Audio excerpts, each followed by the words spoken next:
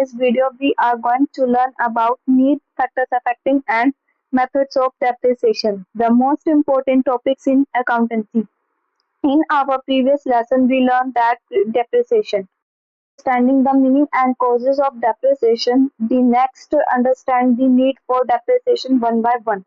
First is to find the true means depreciation को business का expense माना जाता है। अगर डेप्रिसिएशन चार्ज नहीं किया जाएगा तो बिजनेस का प्रॉफिट एक्चुअल से ज्यादा दिखाई देगा। इसलिए हर अकाउंटिंग ईयर डेप्रिसिएशन रिकॉर्ड किया जाता है ताकि करेक्ट प्रॉफिट कैलकुलेट हो सके।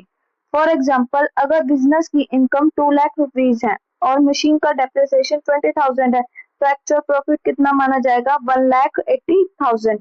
Next, to show the true value of assets means fixed assets जैसे कि मशीनरी, बिल्डिंग और फर्नीचर टाइम के साथ wear and tear usage.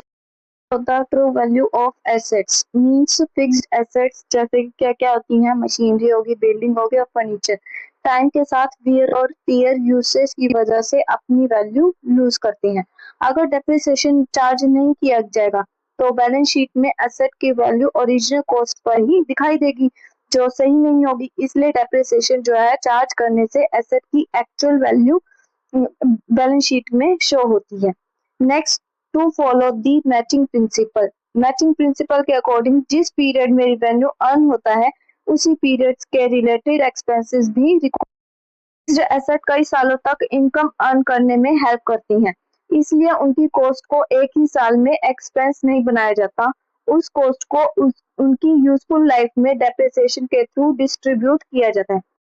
Asset replacement means हर साल डेप्रिसिएशन चार्ज करने से बिजनेस धीरे धीरे एसेट की कॉस्ट रिकवर करता रहता है।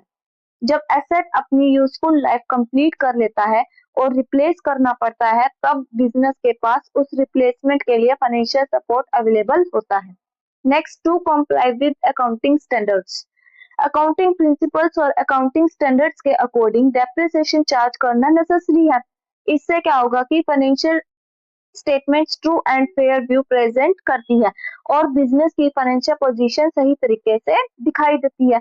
Next, to determine the correct cost of production means manufacturing business में डेप्रिसिएशन को कॉस्ट ऑफ प्रोडक्शन का पार्ट माना जाता है। अगर डेप्रिसिएशन इंक्लूड नहीं किया जाएगा तो गुड्स कॉस्ट कम दिखाई देगी, इसलिए डेप्रिसिएशन इंक्लूड करना जरूरी है।